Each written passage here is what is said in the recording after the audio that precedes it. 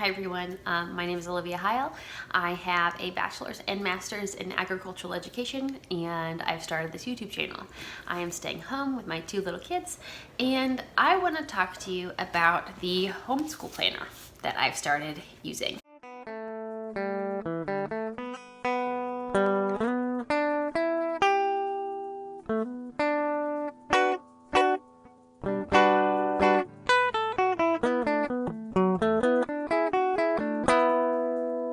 This is by Schoolnest. It is for homeschooling, and I'll show you each individual section and talk to you about how I'm using that, the planner. And so far, I'm really enjoying it. I started it this month, the month of May. This is their nature collection, or their nature style. They have some different styles for different covers, but I liked this one especially. The pages are an off-white, which I really like. I think it's easier on the eyes. A few more things. Let me get my pen out of here. It's customizable. It has several pages in the front, which we'll go through. So I'm pleased with it.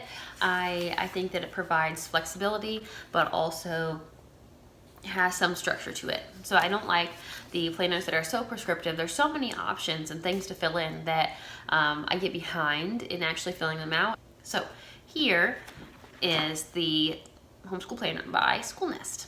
Let's see. So they have some blank pages at the beginning, and then they have blank calendars. And this is undated, so you can start it whenever. So it's awesome that I can start it in May. I can use it throughout the summer, and then use it until next May. Here is a calendar. Just you can keep the dates here, and then field trips. I have just circled the dates that we do field trips or activities.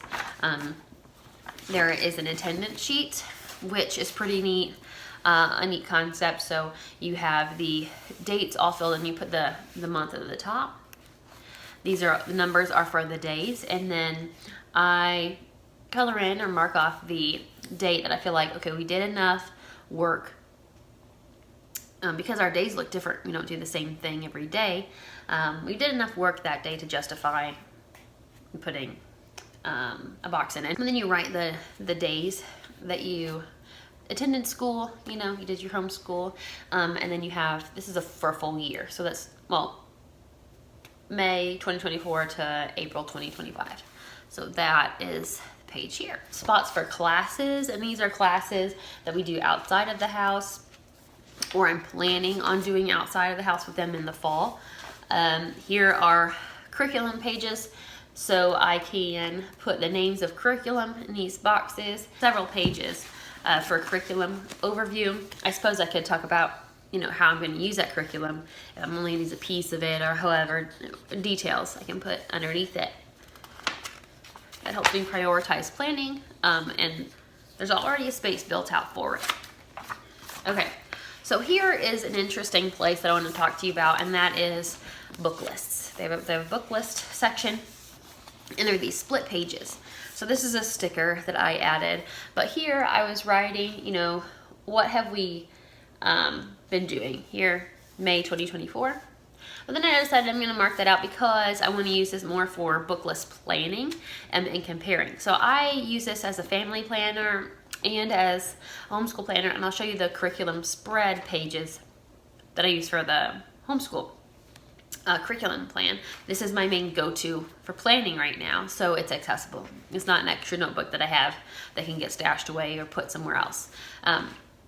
But here is a nice way to consolidate book lists, and I have started some book lists. I'm interested in different curricula, and there are book lists associated with them that I need to collect those books or find them from the library or whatever. This is one way to lay out your book lists, to be able to compare them and cross-reference. So if you want a Mother Goose book from this curriculum that they recommend, or Mother Goose book from another curriculum that they recommend, you can have that all in one place, so it's easy to reference. And if one comes up for sale at your local bookshop or whatever, you can choose which one you get from what curriculum list. So I'll show you how I have these laid out.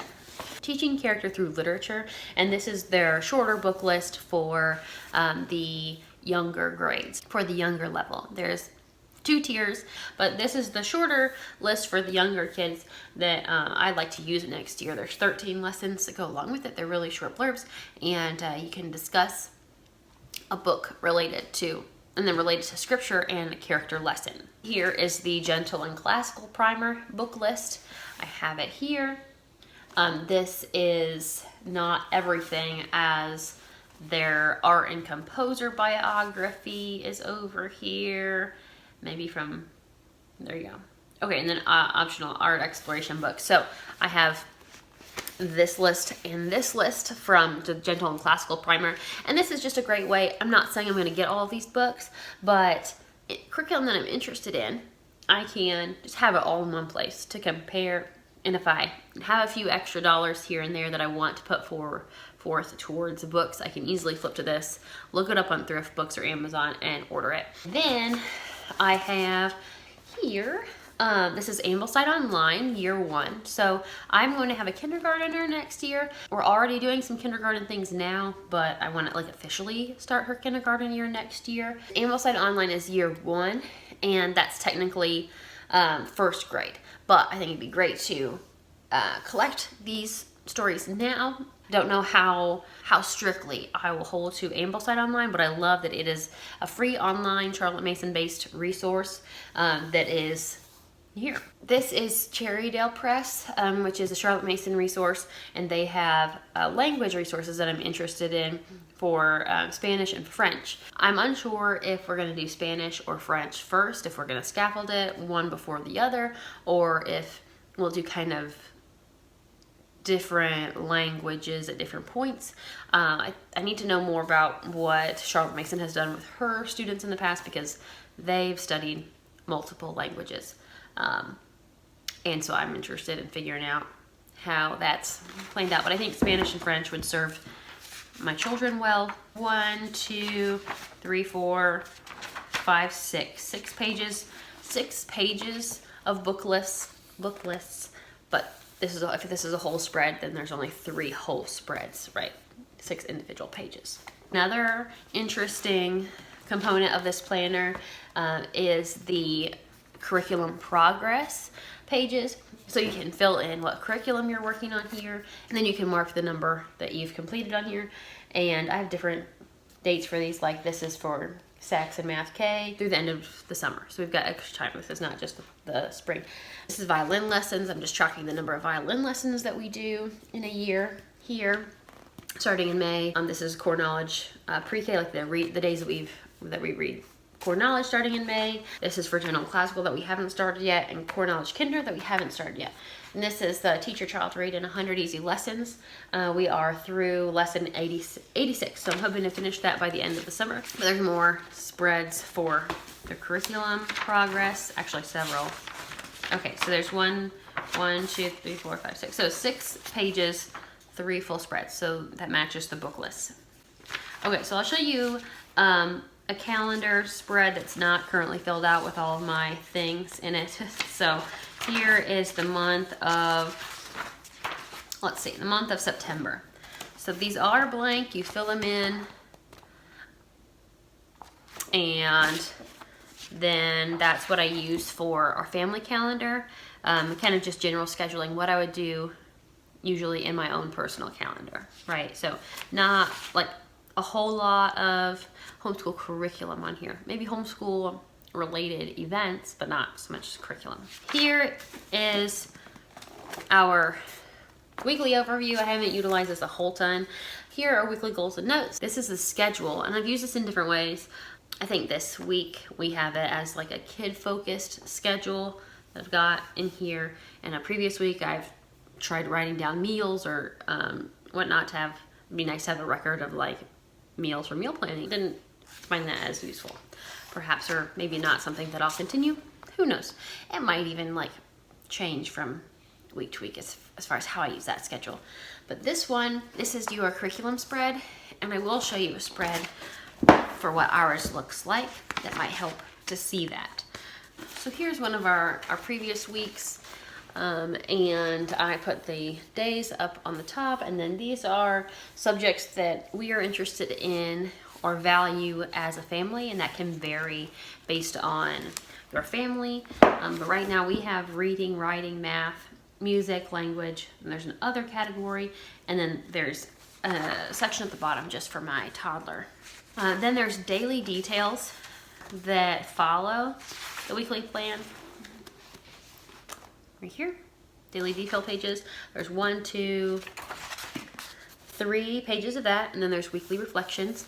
So with these, the daily details, I have 2 young children, so this might vary based on like the age of your child, but I label it with the day and date at the top, and then I split this in half here.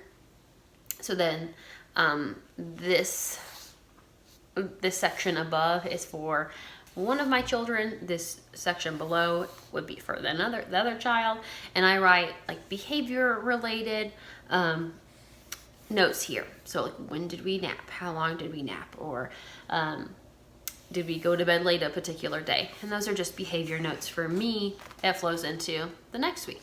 So that's what fills the rest of this, those weekly pages.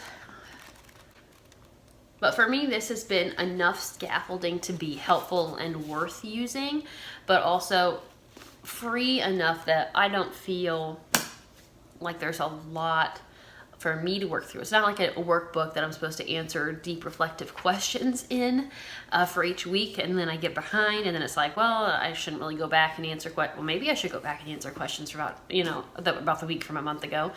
Anyway, so those are neat reflective journals, but this is not that, and this is what I need in this season. Oh, this is a sticker that I added, by the way. So, and then a sticker on the back. Here it is. I might end up adding some tabs. I don't know if I'll have to end up like using some contact paper and covering the cover, because this is kind of like a paper book. It's not hardback, it's the paper back. Thicker than the regular paper inside, but still not super sturdy, and I like things that are well used. So we'll get some use out of this, and I'll do some updates as far as how we use this over time. Thank you for hanging out again. This is the Schoolnest Homeschool notebook, the lesson planning notebook. They have different cover designs, and they also have a minimalistic version, which perhaps has less of these pages in it, but I like this version. If you enjoy this content, this is helpful for you in your homeschooling journey, subscribe to the channel, and we appreciate you watching and being here. So thanks, bye.